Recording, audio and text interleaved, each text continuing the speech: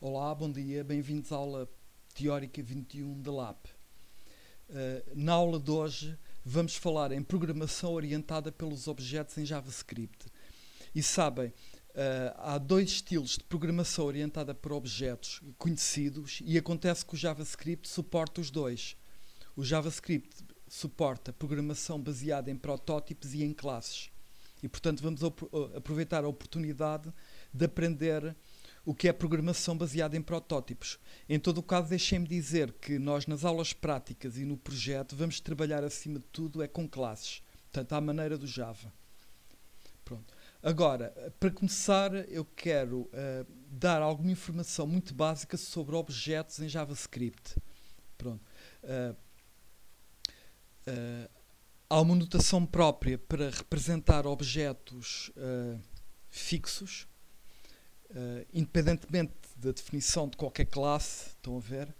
E tenho aqui um exemplo de um objeto que guardei numa variável chamada P, constituído por 3 campos. Isto faz lembrar um registro do OCaml, mas pronto, isto tecnicamente é um objeto. Aliás, deixem-me sair e voltar a entrar. Clear. JS, e vou introduzir isto para verem que está ok. O P, estão a ver, é um objeto com 3 campos. Eu estou a usar uma consola, um terminal e não o Eclipse, porque o Eclipse não mostra automaticamente o output das expressões. Temos que fazer o console log, e aqui não. Eu aqui consigo usar o JavaScript à maneira do interpretador do OCaml, que é muito mais conveniente. Querem ver agora? Eu passo de ao nome da pessoa, do p.nome. É a notação habitual do Java, etc. Agora, uma novidade é esta notação de vetor. Eu estou a usar o p como se fosse um vetor indexado por uma string. Pronto, isto não se usa assim muito, mas se porventura esta string fosse gerada dinamicamente ao lida do teclado, eu tinha mesmo de usar esta notação, porque eu aqui sou obrigado a usar um nome fixo. Isto não é uma string, isto é mesmo o nome de um campo. Agora, tinha aqui o exemplo em que estou a alterar um campo conhecido, um campo existente. Querem ver? Alterei o nome e mudei o nome. Agora aqui, mais espetacular, estou a atribuir a um campo inexistente e estão a ver, o campo passa a existir, o born. Portanto, o Pedrinho nasceu no Porto. Agora vou apagar o campo born, o P voltou ao mesmo. E para acabar esta parte, tenho aqui o exemplo de um objeto mais complexo, em que o primeiro campo é um subobjeto, o segundo campo é um inteiro e o terceiro campo é um array de strings. Pronto. E quero chamar a atenção que mesmo a documentação do JavaScript diz isso. Eles dizem que basicamente um objeto é um dicionário que mapeia nomes em valores. Agora há um dicionário especial, porque há lá uma propriedade prototype que é muito importante naquilo que eu vou explicar mais adiante. Mas, portanto, todos os objetos em JavaScript têm lá escondido um campo chamado prototype, que em algumas situações desempenha um papel importante. Agora, programação baseada em protótipos. Sabem, esta ideia nasceu por volta de 1985 no contexto da linguagem Self. Esta é uma linguagem dinâmica, com tipos dinâmicos, e acontece que encontrar uma maneira interessante de fazer programação orientada por objetos, bastante adaptada ao contexto de uma linguagem dinâmica. E eu vou explicar e depois logo me dirão se acham que sim ou que não. Bem, o melhor é explicar com base aqui num diagrama. E eu vou dar aqui a ideia. De qualquer maneira, deixem-me ver aqui uma coisa. Onde é que eu tenho copy? Find copy. Está aqui. Pronto. É que esta operação tem um papel importantíssimo na programação baseada em protótipos. É mais ou menos equivalente ao new do Java, mas há uma história diferente para contar. Pronto, tenho aqui um exemplo. Deixa-me apagar. Vou começar assim. Então é assim, olha, imaginem que tem aqui um objeto na linguagem self. Agora vou falar da linguagem self porque esta operação realmente não existe em JavaScript.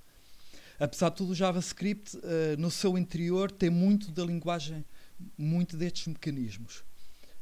Pronto, mas imaginem um registro, neste caso eu com esta bolinha pretendo representar um registro ou um objeto, pronto, um objeto com 3 campos, A, B e C, chamei P, guardei numa variável P o objeto. Pronto. E agora, há um mecanismo na linguagem self, vamos designá-lo aqui por copy, o nome acho que não é bem este, mas este nome simplifica aqui a explicação. E se eu aplicar esta operação de copy ao P, o que é que acontece? Reparem, acontece isto. Copy. É feita aquilo que se chama uma copy virtual. É assim, é criado um novo objeto que, curiosamente, é vazio, não tem campos, portanto até ocupa pouca memória.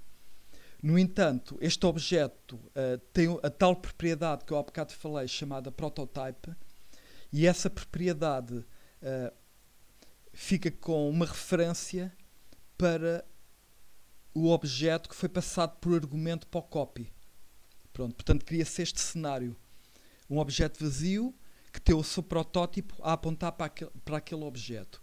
E esta operação que eu acabei de fazer chama-se às vezes cópia virtual. Porquê é que é cópia? Repare, o objeto ficou vazio. Bem, o que se passa é o seguinte. Imagina que eu tento aceder, por exemplo, eu vou dar o nome a este objeto. Vou-lhe chamar Q. Deixa-me copiar isto para aqui. Este objeto chama-se Q. Ou melhor, está guardado numa variável chamada Q. Agora, imagina que eu escrevo Q.A. O que é que isto significa? Bem, no objeto Q não há nenhum A. Pronto. Mas o self tem um mecanismo cujo nome é herança dinâmica, que funciona assim. Se eu tentar aceder a um campo inexistente de um objeto, pronto, e se o campo não existir, se existir, encontrei, está resolvido. Se não existir, automaticamente vamos à procura do mesmo campo A no chamado protótipo, no tal objeto que está aqui a ser referenciado. E neste caso até encontramos. Portanto, para todos os efeitos, é como se o Q tivesse mesmo um A e um B e um C. Não estão aqui guardados diretamente, mas quando eu tento aceder a eles e não existindo, eu acabo por aceder aos que se encontram no protótipo. Pronto.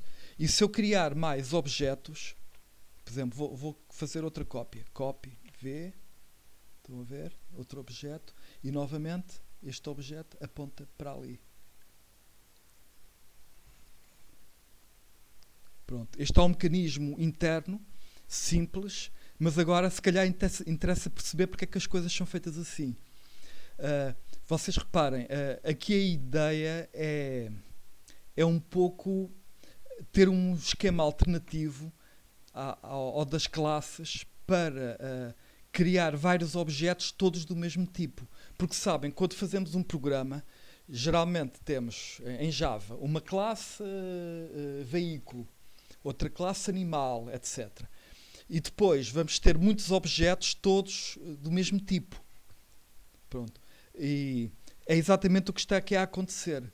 O protótipo é usado, digamos, como matriz para criar vários objetos idênticos. Imagina que isto representa, sei lá, um carro, automóvel. Pronto. Eu estive aqui a criar vários automóveis, todos eles com os mesmos campos.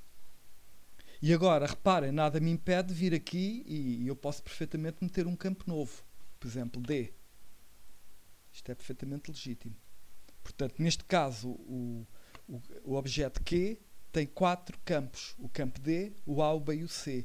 E também é perfeitamente possível vir aqui e meter outro A. Neste caso, ao meter este A, perco o acesso àquele. E é porque eu considerei que este objeto precisava ter o seu próprio A e não um A partilhado. Pronto. Mas estão a ver, isto é uma alternativa às classes. Eu temos um objeto inicial que eu defini daquela maneira, um objeto inicial, e usei, digamos, como matriz para criar uma série de objetos iguais. Pronto. Faz lembrar um pouco o que se passa até com as classes. Porque também as classes são, digamos, uma maternidade de objetos. Pronto. Aqui o protótipo é a matriz que é usada para criar vários objetos iguais. E isto funciona muito bem numa linguagem dinâmica, porque isto não pressupõe a definição de uma classe. É uma coisa que funciona com base em ações, atribuições e coisas e operações, neste caso copy. E portanto isto é o essencial sobre a programação baseada em protótipos. Não é mais do que isto. Eu, para cada conceito importante do programa, começo inicialmente por criar um protótipo para cada conceito, para o animal, para o carro, etc. Pronto. E agora uso esses protótipos para criar o número de instâncias que eu quiser de cada protótipo. Agora há aqui uma coisa, esse protótipo é um objeto como outro qualquer. No entanto, a partir do momento em que eu aplico a operação de copy a um objeto, pronto, esse objeto ganha um estatuto especial, passa a ser considerado um protótipo. Agora também nada me impede de chegar aqui a este objeto e também fazer o copy dele. Pronto, ele passa a ser considerado protótipo. E eu disse o essencial, é que sabem, pronto, o JavaScript não tem esta operação de copy, mas acreditem, internamente, cada objeto tem a tal propriedade prototype que tem um papel muito importante na execução dos programas. Agora deixem-me dizer, em JavaScript, por acaso o prototype é guardado numa propriedade interna, privada, que tem este nome. Nós cá fora não podemos aceder. Agora, há algumas variantes do JavaScript, algumas implementações, que até exportam a propriedade com este nome. É o caso do Node.js, que está aqui escrito, falta aqui um pontinho. Está mal escrito aqui. Já agora um pormenor para dizer tudo. Deixem-me dizer que quando eu defino um objeto destes objetos iniciais, que eu olho para eles com uma atitude especial, são protótipos, pronto, é um pormenor, mas acontece que mesmo estes objetos que são criados diretamente a partir de literais, eles próprios têm o seu próprio protótipo. Há um objeto pré-definido, que no caso do JavaScript tem este nome, object.prototype, e acontece que todos os objetos literais destes apontam para aquele protótipo, que à partida é vazio. Pronto. Mas já viram, se eu for este protótipo meter um método novo, repentinamente todos os objetos ganham aquele método, porque o método acaba por ser acedido de forma indireta. E isto eu acho que não é muito difícil. Pronto, é um mecanismo simples, uma ideia engraçada. Em vez de usar uma classe para gerar vários objetos iguais, usa-se um objeto que é duplicado. Pronto, de certa maneira. Aqui a novidade é que a cópia não, é virtual. Pronto, ele é poupadinho, cria um objeto vazio e depois só à partilha, e nós depois decidimos se queremos ou não duplicar aqui os dados. Agora, em JavaScript,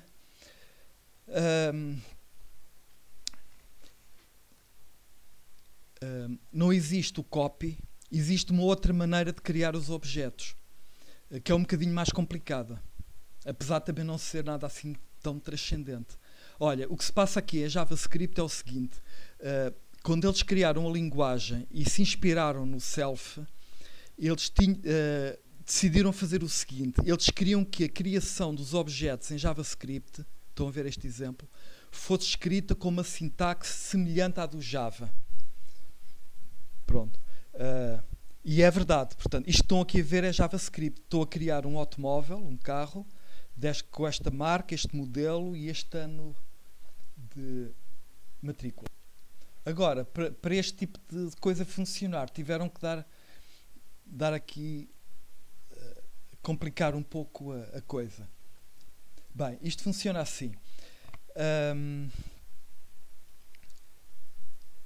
Para começar, para cada tipo de dados importante que eu tenho no programa, eu devo definir uma função, como esta que estão aqui a ver, que em JavaScript se designa de construtor. Pronto, reparem, o nome da função começa por letra grande, não é obrigatório, mas recomenda-se que o nome dos construtores tenha letra grande. E reparem porque é que se chama construtor. Ele está a ser usado aqui no new. Portanto, isto não é nenhuma classe, apesar de desempenhar um pouco o papel de uma classe, mas não é uma classe. Isto chama-se um construtor. E como é que funciona o construtor? Reparem bem, isto é assim. Quando fazemos new de um carro, o próprio new começa por criar um objeto vazio. Okay. E depois é chamado o construtor e o construtor inicializa o objeto. Estão a ver? Ele está a atribuir a estes três campos três valores passados por argumento. E os três campos passam a existir. Aqui o diz é o receptor da mensagem que inicialmente é o objeto vazio e deixa de ser vazio. E portanto estão a ver, eu estou a criar a parte dos dados. É que sabem, um objeto pode ter métodos e pode ter dados. A parte dos dados é inicializada assim. Pronto. E agora, o que acontece, imaginem o seguinte, eu com este construtor, isto funciona um bocado ao contrário do que viram há bocado. Eu ao fazer o new car, por duas vezes, imaginem, eu vou criar estes objetos de baixo, não os de cima. Portanto, deixem-me tornar isto aqui mais realista. Portanto, à partida não tenho estas setas, deixem-me tirá-las. E, portanto, os campos agora também não interessam. Imagina que eu faço new car duas vezes. Portanto, vou criar estes dois objetos. E eles são inicializados. Pronto, esta parte é pacífica. Agora, a parte um pouco mais estranha é que estes objetos vão ter um protótipo também. E onde é que esse protótipo está? E como é que o construtor consegue garantir que todos os objetos do mesmo tipo partilham o mesmo protótipo? Olha, a solução não é muito complicada. É que a própria função car é dona de um protótipo. Ela própria possui um objeto vazio, pronto, e sempre que eu faço new de um objeto, usando o construtor, além do objeto ser inicializado, o campo prototype do objeto passa a apontar para o protótipo da função. Pronto. E, portanto, se isto for o protótipo da função, vai mesmo acontecer isto. Portanto, eu criei o primeiro carro, preenchi, e ele ficou a apontar para aquele objeto vazio. Atenção, à partida é vazio. E o mesmo para o segundo carro. Crio um segundo carro e fica a apontar para ali. Pronto. Cada carro está aqui preenchido com o modelo, a marca, o ano, 3 campos. Não vou agora escrever isso. Agora, a parte interessante da partilha é o que eu vou dizer a seguir. É que se eu tiver métodos que se apliquem aos automóveis, reparem bem, mais vale eu definir os métodos aqui em cima, na zona partilhada, do que estar a pôr o código em duplicado cá em baixo. Não é? Até ocuparia mais espaço. Ter aqui, nem que fossem mais 2 apontadores, mas ocuparia mais espaço.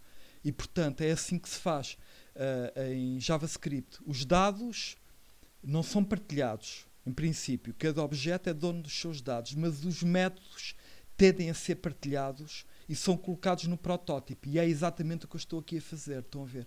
Car, pronto, prototype. É assim que eu acedo ao prototype do carro. Estou a criar um campo novo toString e estou lá a meter esta função que converte um carro em string. Tenho aqui outro método que eu estou a querer definir no protótipo e neste caso é para mudar a marca. Pronto, é um exemplo académico. E vejam bem como o código se organiza. Isto é assim um bocado, não há nenhuma estrutura sintática que abarque tudo, é feito assim um bocado aos bocados. Portanto, o construtor inicializa os dados de cada objeto. E depois nós, usando o protótipo desses objetos, que também é o protótipo do carro, neste caso, vou colocar campos partilhados no protótipo. Claro, se eu tivesse também uma constante, não valia a pena repetir a constante nos dois sítios, mais valia partilhá-la ali em cima. E pronto, isto é é assim que funciona. Tipicamente, num programa normal, eu, por exemplo, tenho 3 conceitos importantes, por exemplo, animal, veículo e, e- e automóveis. Um caso particular. E pronto, eu posso definir. Em Java eu definiria 3 classes. Aqui defino 3 construtores. E para cada construtor defino aqui os métodos ao lado. E trabalha-se bem desta maneira. Aqui eu volto a chamar a atenção, é que o truque foi feito para garantir que todos os objetos criados com este construtor partilham o mesmo protótipo. Portanto, a própria função à partida é dona de um protótipo vazio e o próprio new do construtor acaba por fazer com que todos os objetos criados com este construtor partilham aquele protótipo. Ficam todos a apontar para o protótipo do carro, neste caso. Olha, fiquem a saber, eu consigo aceder ao protótipo de um construtor qualquer escrevendo assim. E também existe um instance of em JavaScript. Só que, curiosamente, o que eu coloco aqui do lado direito não é o nome de uma classe, mas é o nome de um construtor. Eu posso, por exemplo, testar se um dado objeto contém uma instância para um carro, usando o instance of. Agora, mais interessante, uma hierarquia. Imaginem agora que eu tenho um programa onde eu já defini um carros, tenho aqui isto no fundo, tenho o conceito de automóvel no meu programa e agora quero especializar o conceito. Se fosse Java, queria definir uma subclasse. Pronto, agora quero carros voadores. Vamos ver o que é que eu estou aqui a fazer. Em grande parte é repetição. Reparem, um carro voador tem, neste caso, 4 valores que são passados para o construtor. Os 3 primeiros são repetição, dos de cima, e agora tem um campo novo, que é a altitude máxima a que o carro consegue voar. Estou a ver, portanto, eu quando crio o carro, isto é a zona dos dados, tomo nota aqui da altitude máxima. Já agora há aqui um campo que é a altitude corrente, e estão a ver, eu estou a criar o carro no chão, a altitude 0. Pronto, está aqui um exemplo de criação do carro. Agora, a parte interessante deste exemplo é que eu quero que este carro voador herde os métodos todos do carro normal. Estou a ver, havia 2 métodos, eu quero herdar. E como é que isso se faz? Se fosse Java, com classes, usava o extends. Aqui usa-se um truque um bocadinho diabólico. Olha, reparem bem como isto é um bocadinho retorcido. Eu estou aqui a criar um carro, pronto, não interessam os campos, até porque eles são redefinidos aqui. Pronto, estou mesmo a criar um carro. E agora reparem, estou a esquecer o protótipo original que o carro voador já tinha, porque o Flying Car é um construtor, portanto eu sou o próprio protótipo, e estou a mudar o protótipo. Estou a dizer que agora o protótipo do carro voador é um carro. E reparem, este carro já tem os 2 métodos dos carros. Para começar. Portanto, se eu porventura aplicar uma operação ao carro, vou conseguir descobri-la. Ok, mas vamos por partes. Portanto, para já, o carro voador está a herdar os métodos do carro. E agora, o que é que eu estou aqui a fazer? Estou a criar um método novo no protótipo do carro voador. Portanto, eu estou mesmo a instalar este método no próprio objeto que criei aqui. Reparem como isto é curioso. Estou a instalar uma função chamada voar. E agora reparem bem nisto. Vamos ver o que acontece. Eu estou aqui a aplicar um método de fly ao carro voador. O que é que acontece? Pronto. Primeiro, vamos à procura do método fly no próprio objeto. Atenção, o carro voador é este aqui. Pronto. No próprio objeto, como estão a ver, não há nenhum método chamado fly. Há só estes 5 campos. Então, o que é que eu faço? Como não está definido aqui, vou à procura no protótipo. E o protótipo é o tal carro que eu defini aqui. E aqui, pronto, exatamente no carro também não é encontrado imediatamente, mas depois ele continua à procura. No protótipo do carro não, enganei-me. Não, ele vai à procura do protótipo do fly no carro e encontra. Porque eu instalei exatamente lá o fly. O meu pensamento já estava a derrapar. Pronto. Ele encontra e chama. E agora mais interessante, imaginem que eu chamo uma daquelas funções que são herdadas do carro original, o toString, por exemplo. Bem, o que é que ele faz? Ele vai à procura do toString diretamente no objeto, não encontra. Depois vai à procura no protótipo, aqui. Aqui também não encontra. O único método que está definido aqui é o fly. E como não encontra aqui, continua à procura e vai procurar no protótipo. E lá vai encontrar o toString.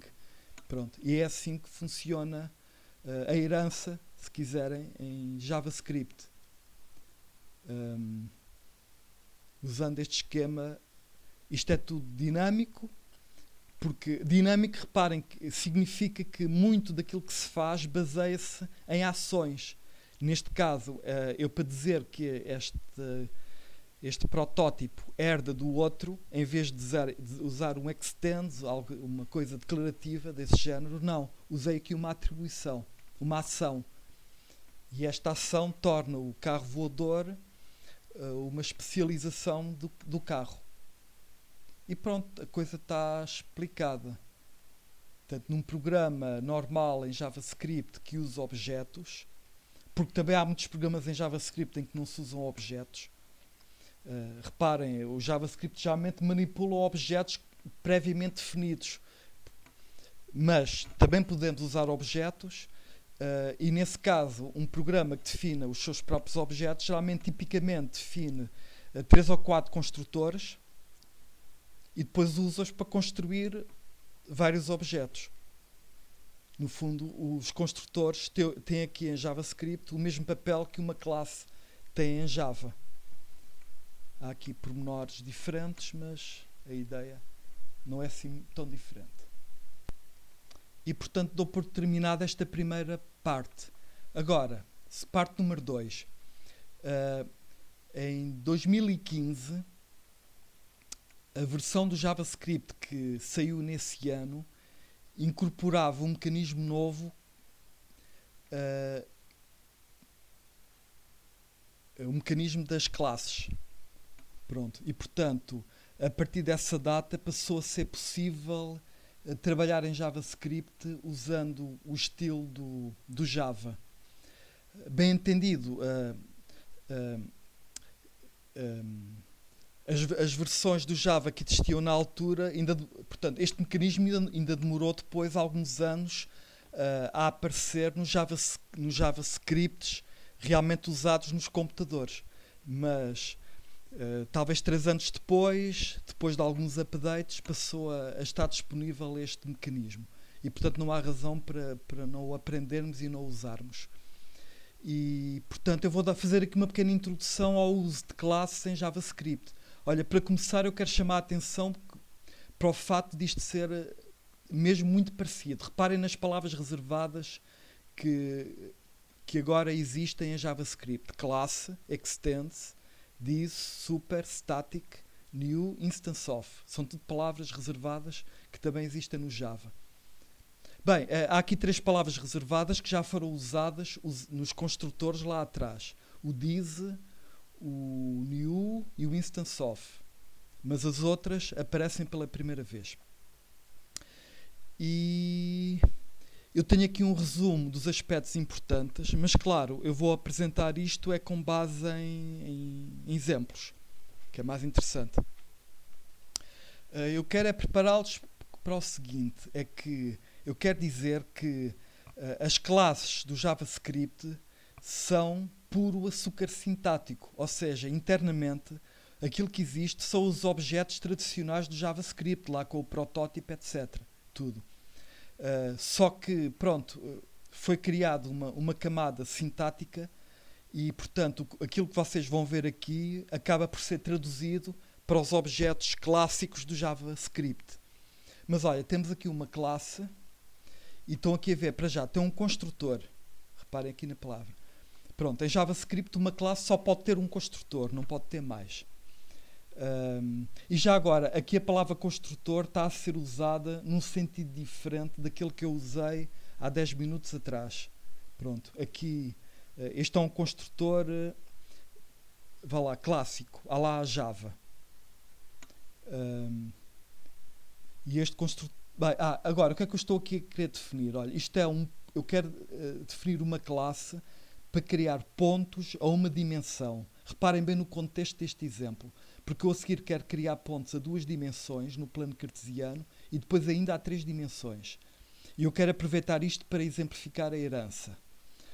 E, portanto, agora já tem o contexto. Portanto, eu para criar um ponto dou a coordenada x, que é relevante para o ponto a uma dimensão. Um ponto a 2 dimensões já tem um y também. Pronto, vamos ver o que é que aprendemos aqui mais. Olha, este método, equals.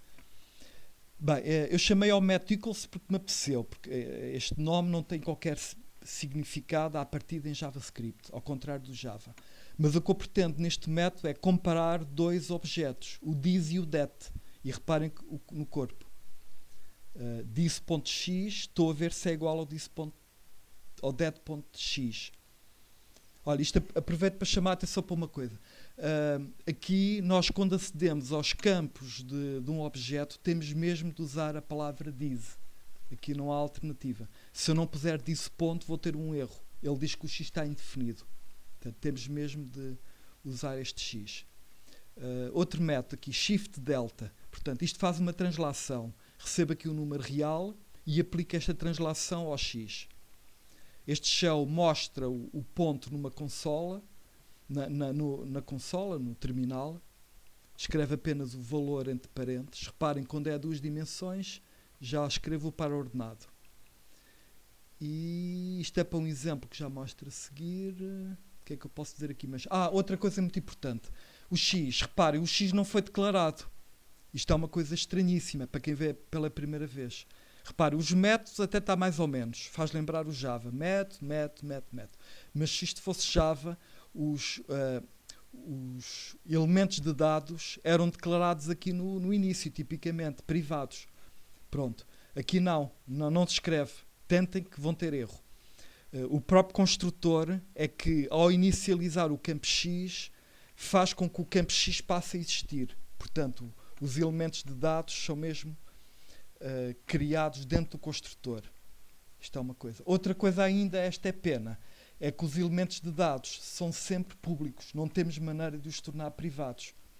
Claro que nós o que fazemos é somos disciplinados e imaginamos que os elementos de dados são mesmo privados. Atuamos dessa maneira. Porque se não fizermos assim, perdemos muito. Perdemos a capacidade de mudar a representação interna no futuro, etc. Portanto, apesar dos membros de dados serem públicos, nós fazemos de conta que são privados. Pronto. E acho que está... Bem, já agora vamos meter isto aqui. É melhor sair e entrar. Não vai haver qualquer coisa que venha de trás. Vou meter aqui esta classe. Ele aceitou. Querem ver? Vou mandar escrever o nome da classe. E ele está... É aqui uma função. Sabem, nos bastidores, por trás disto, ele está a representar esta classe através de um construtor daqueles lá para trás. Mas isso, eu já estou a falar demasiado, se calhar o melhor é esquecer isso. Agora, vou aqui criar um ponto. Let p igual point 1, 123. Enganei-me. Faltou a palavra new.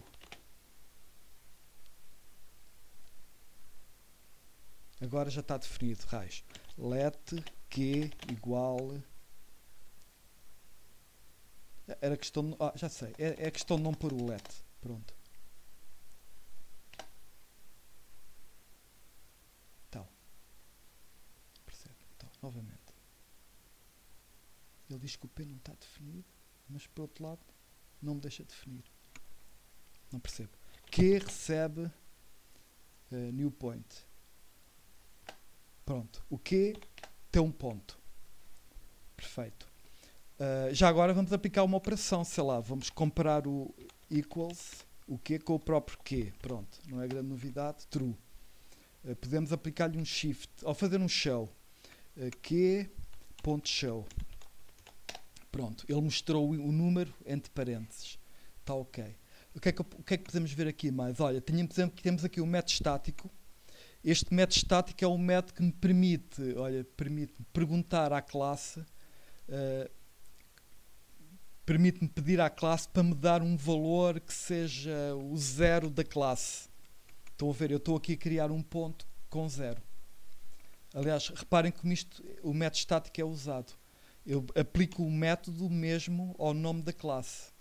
Isto é como em Java. 0. Portanto, os métodos de instância, na chamada, eu aplico a instâncias. Os métodos de classe, tipicamente, aplico às classes. Não quer dizer que a instância não soubesse responder àquilo. Eu, por acaso, nunca experimentei isto na vida. Não dá. Eu até prefiro assim. Pronto. Portanto, os métodos estáticos só podem mesmo ser aplicados aos nomes das classes. E já vimos aqui, deixa-me ver aqui. Eu tenho aqui as regras todas escritas. Só há um construtor, somos obrigados a pôr o this, é tudo público. Uma questão, não há interfaces. Pronto. Nós, para resolver este problema em Java, a primeira coisa que faríamos era primeiro definirmos uma interface. Pronto. E depois descrevíamos uma classe que implementava aquela interface. Ora, não há interface em JavaScript e, portanto, a classe é escrita diretamente. Agora, vamos continuar a explorar isto para ver como é que funciona a herança. Estão a ver? Isto é muito simpático. Estou a definir uma classe point2 que estende a classe point1. Okay? Isto significa à partida que tudo que está na classe point2, exceto o método estático, por acaso, é herdado. O próprio construtor é herdado, curiosamente. Se eu não definisse aqui um construtor novo, o original era herdado. É uma diferença também para o Java. Agora, eu aqui fiz questão de criar esta classe estendendo-a de cima e aproveitando o máximo da classe de cima. Aliás, isto é que é boa programação. É que, reparem, esta classe define pontos com uma dimensão, a dimensão do x. Agora quer pontos com 2 dimensões. Mas a parte do x já é tratada pela classe de cima. E, portanto, eu vou querer aqui aproveitar o mais possível. Reparem no construtor. Recebe um x e um y. Pronto, quero criar um ponto a 2 dimensões. A parte do y é inicializada aqui, mas a parte do x eu faço questão de a passar para o construtor da superclasse. Claro que eu podia ter escrito isto diretamente ali, mas assim é muito mais... assim é a melhor programação. Eu estou a fazer aquilo que se chama separação de concerns, em inglês. Pronto. Isto é, tudo o que tem a ver com o x, dentro do possível, é tratado aqui. E este aqui não se preocupa com o x. Este preocupa-se é com o y. Vamos ver mais aqui umas coisas. Olha, o equals. Eu quero comparar o this com o that. Pronto. A parte da comparação do y está aqui. E é bem clara. Penso que se percebe. Para comparar o x, eu estou a recorrer à superclasse. Estou aqui a pôr a palavra super. Eu estou a chamar o equals, mas não do this. Se eu pusesse aqui this, isto estava um ciclo infinito. Nunca mais acabava. Ou pôr super. Digo, estou a chamar o equals, mas não é o mesmo método. Estou a chamar outro. Estou a chamar aquele equals de cima. Que vai comparar o x com o x. Pronto. Para o shift fiz a mesma coisa. Estão a ver, o super aqui é usado para chamar o construtor. É como em Java. E aqui também, para chamar a versão anterior do método. O show, eu não pude usar super por causa dos parentes. Eu não arranjei maneira de fazer. Portanto, escrevi mesmo parentes, às vezes tem de ser x, y, fechar parênteses. É porque isto é escrito diretamente. Ainda se fosse uma string, eu podia pegar na string, tirava-lhe um parênteses e completava. Mas não, isto é escrito diretamente. No caso do point 3, faço exatamente a mesma coisa. Repare, o construtor recebe 3 argumentos, eu passo o x e o y para cima, para o ponto a 2 dimensões, e trato aqui do z. O equals, reparem, trata aqui do z e o x e y é tratado aqui. Isto é bastante interessante. Reparem, o this e o that são pontos que têm um x, o y e o z. Mas eles são passados para cima. Este método não olha para o z, olha só para o x e y, dá o seu verdito, diz se são iguais ou não, e além disso eu tenho que garantir que o z é igual ao z. O z do this e o z do that. O shift é a mesma coisa, consola, e está visto. Temos aqui um excelente exemplo de herança com 3 níveis. São tudo classes concretas. Vocês irão ver em breve que também dá para definir classes abstratas em JavaScript, mas não há dúvida, esta é concreta. Porquê é que é concreta? Olha, a prova de que é concreta é que eu há bocado até fiz um new. Uma classe concreta é uma classe que se destina a ser usada para criar efetivamente objetos. Nós nunca queremos criar objetos de uma classe abstrata. A classe abstrata serve para outra coisa. Pronto, portanto, temos aqui uma hierarquia de classes concretas. E agora, eu tenho aqui esta coisa do A e do B, eu fiz de propósito porque quero aproveitar a oportunidade para rever aqui um pequeno pormenor que eu às vezes reparo que as pessoas que programam em Java também não têm bem a certeza. Isto que eu vou dizer aplica-se ao JavaScript, mas também ao Java. Ok, vamos perceber isto. Olha, na classe point1 eu defini um método A que escreve 1. Está assente. O método A escreve o número 1. No ponto 2, o método A escreve 2. E no ponto 3, o método A escreve 3. Pronto, este é fácil. E agora, há um método B definido apenas no ponto 2. E este B, reparem, faz super de A. Ok, tomemos nota apenas disto. E agora, a minha questão é, o que é que este código faz? Se eu aplicar este método teste a um ponto a 3 dimensões, o que é que acontece? Vamos ver. Primeiro ele chama o A para o diz. Não se esqueça, o diz é um ponto a 3 dimensões. Então ele vai chamar, há 3 A's aqui, mas ele vai chamar o A mais específico, que é o de baixo. Porque este está definido num ponto a 3 dimensões. Portanto, ele vai escrever 3. Aqui não há dúvida. Agora, ele faz super A. O que é isto? Bem, ele vai chamar o A de superclasse. Também não há grande mistério. Vai escrever 2. Ele vai chamar aquele 2 que está aqui. Até agora não há dúvidas. E agora, ele vai chamar o B. Pronto, aqui não há nenhum B. Portanto, ele vai chamar o B herdado. Ele vai chamar este B daqui. Pronto. E agora é que pode haver uma dúvida. Porque é assim, este B, por um lado, até parece que o valor é 1. Porque estou na classe 2 e estou a chamar o super do A que vale 1. Por outro lado, podemos pensar assim, este B é herdado para o ponto 3 e agora este código vai correr neste contexto e, portanto, este super vai dizer respeito à classe point 2. Pronto, esta última versão está errada. Não é assim. Na verdade, o super, deixa-me dizer, há aqui o significado deste super, há aqui uma ligação que é estabelecida e esta ligação é estática. O que se passa é o seguinte, este super representa sempre a classe acima da classe em que o super é escrito. Não é onde é usado, é onde ele é mesmo escrito. Portanto, este super está comprometido com o ponto 1. Sem a mínima dúvida. E depois, apesar deste código correr no contexto do ponto 3, pronto, o super lá por isso não muda de significado. E, portanto, o que é escrito aqui é mesmo 1. Portanto, o método B chama o A do ponto da classe point1, pronto, e apesar de ser invocado aqui, e até podemos imaginar que ele é, digamos, é como se migrasse dali para ali e está a correr aqui. Não te esqueça, o próprio diz desta chamada é um ponto a 3 dimensões. Pronto. No entanto, esse ponto a 3 dimensões é alvo do B, pronto, mas acaba por ser escrito 1. E aqui, pronto, vai dar a mesma coisa, porque isto não muda nada. É o mesmo B que está a ser chamado. Estou a ver, eu não redefini o B, portanto o B herdado é o mesmo B que está aqui por cima. E portanto isto foi tudo para chamar a atenção para o significado da palavra super. Tem um significado estático, não é dinâmico. Tem a ver com o próprio texto do código. Representa sempre a classe acima. E em Java também é assim. Pronto, e este exemplo está encerrado. Serviu para aprendermos aqui. Já agora, vou meter aqui esta classe também. Estão a ver? Ele aceitou esta classe point 3. Ups.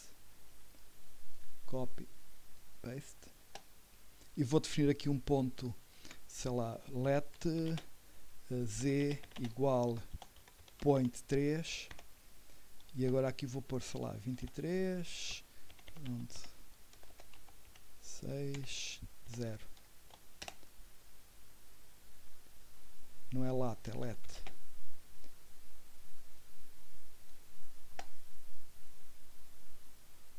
Agora esqueci-me do new.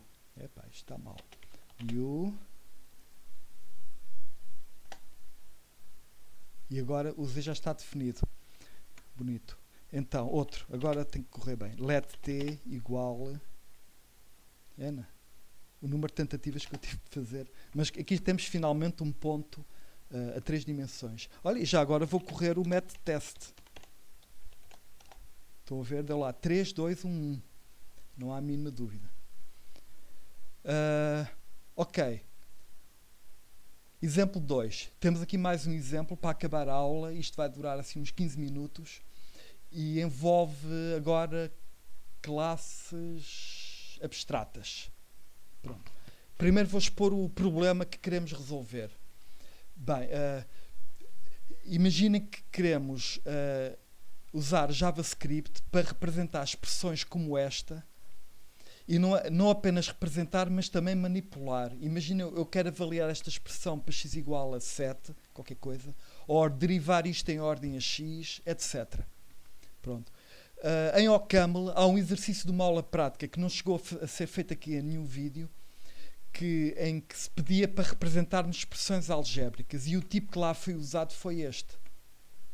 E não admira, porque a maneira natural de representar uma expressão é mesmo usando uma árvore, porque uma expressão algébrica tem estrutura, e quando temos uma entidade com estrutura, geralmente uma árvore é bastante adequada para a representar. Estão a ver? Imaginem, por exemplo, a expressão 1 mais 1. Como é que ela é representada nesta notação? É assim, na raiz está um nó aditivo, que tem 2 filhos, esquerda e direita.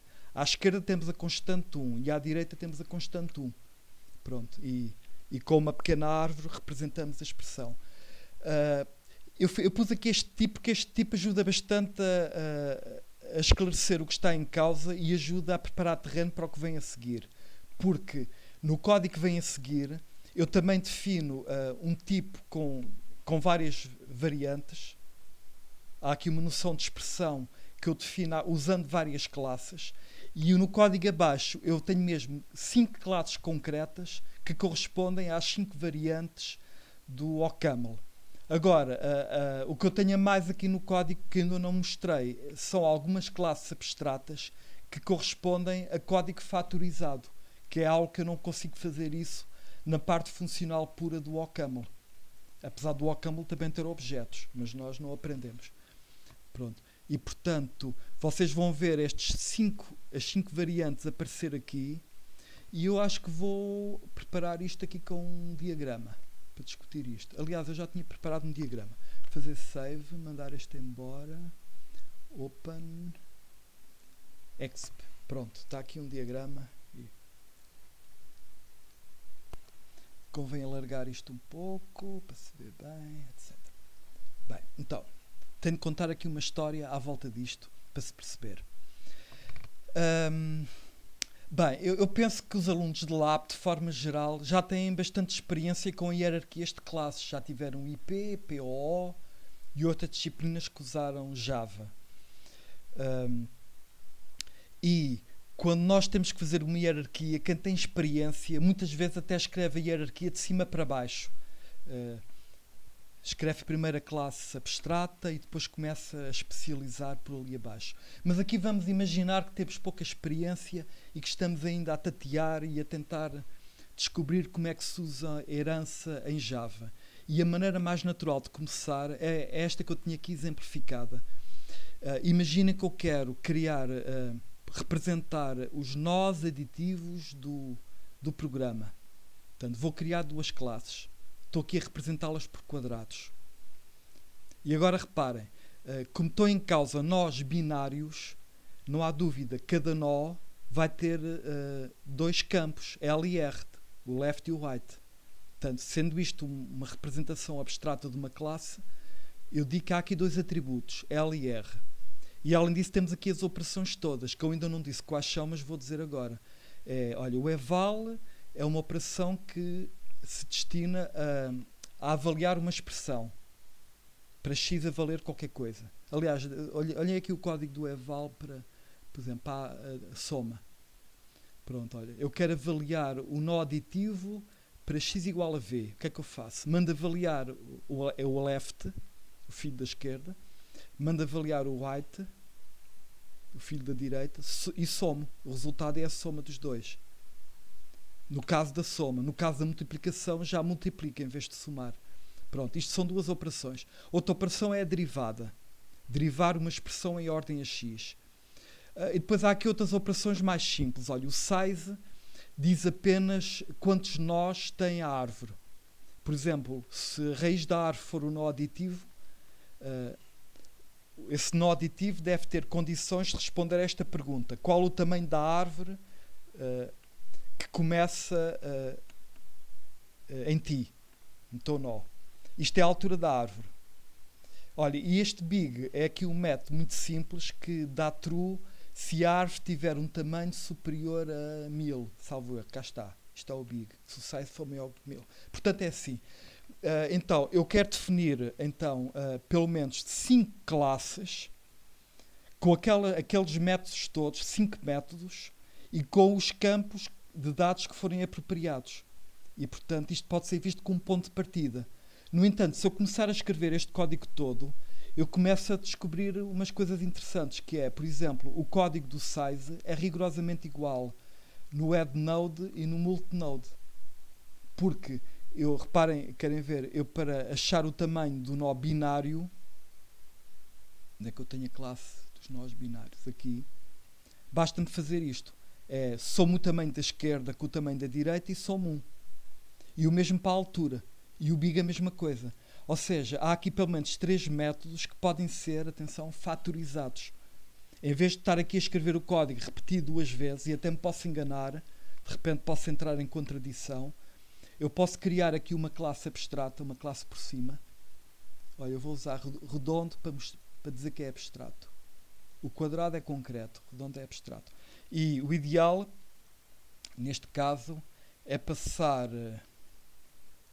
eu acho que não vou escrever agora, mas passar o big, o size e a altura aqui para cima. E claro, e depois obtenho-os por herança. Ponho aqui uma seta a representar a herança. Ups. Tem mais aqui. Pronto, acertei. Estão a ver?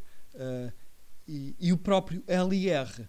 Estão a ver? O nome é o mesmo e tudo. O conceito é o mesmo. Em ambos os casos, o L representa o lado direito, o R representa lado esquerdo e o R representa lado direito. Portanto, se os nomes são iguais e representam o mesmo conceito, também posso fatorizar.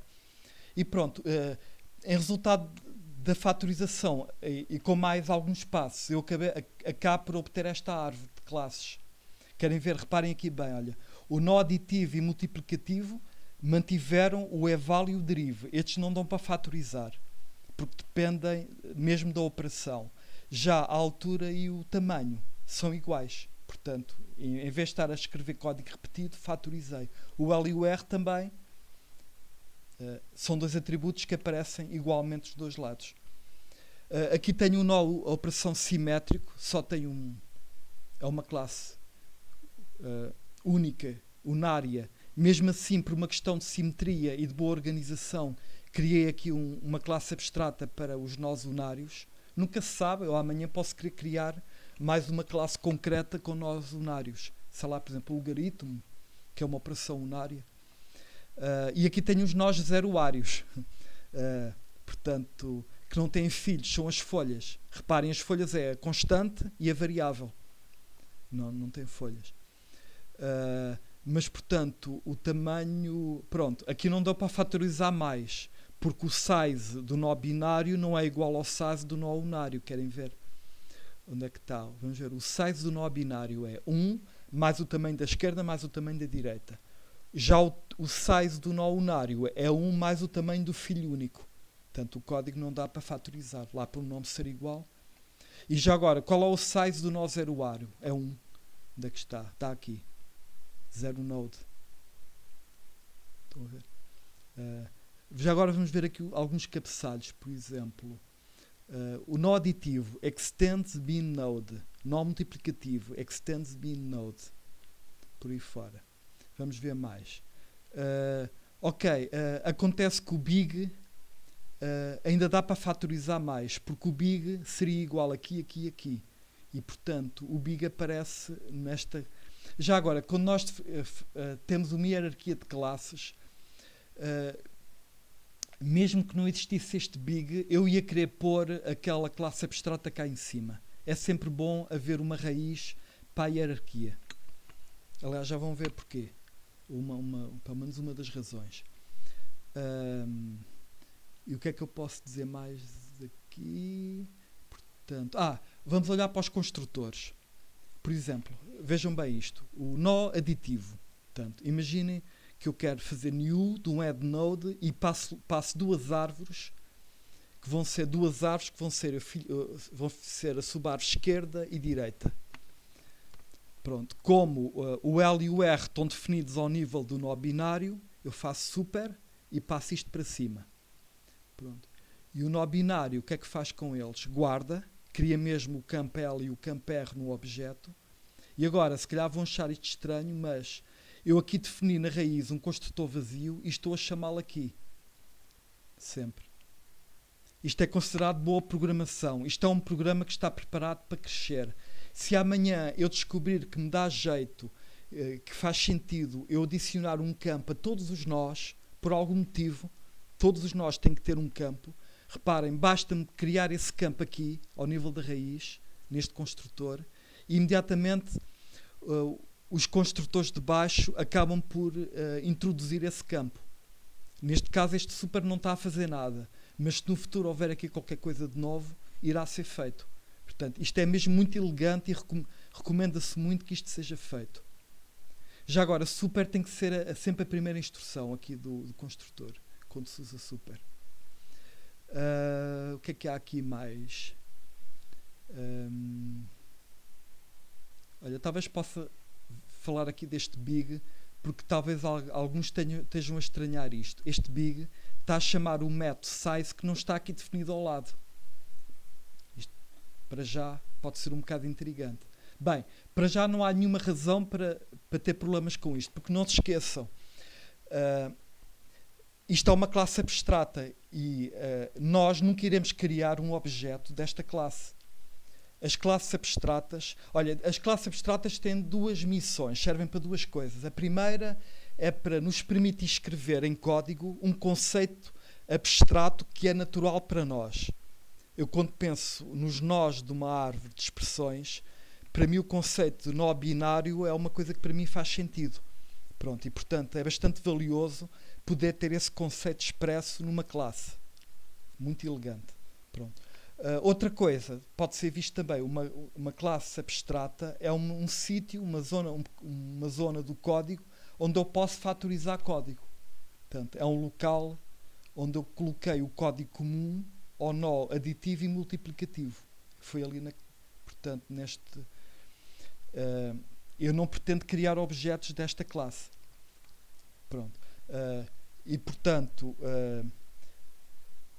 ok, mas isto tudo eu estava a querer explicar porque é que isto não tem problema. Agora, não te esqueçam que este método vai ser herdado pelas classes de baixo.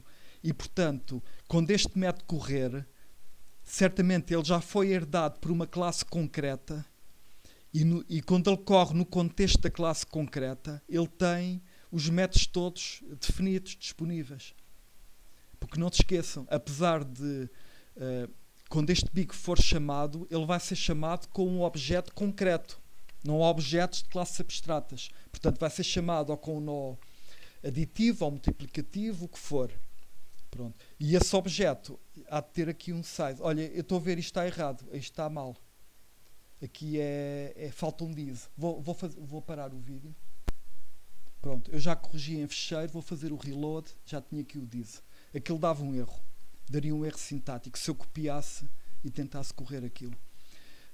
Olha, já agora, se fosse Java, vamos discutir isto no contexto do Java.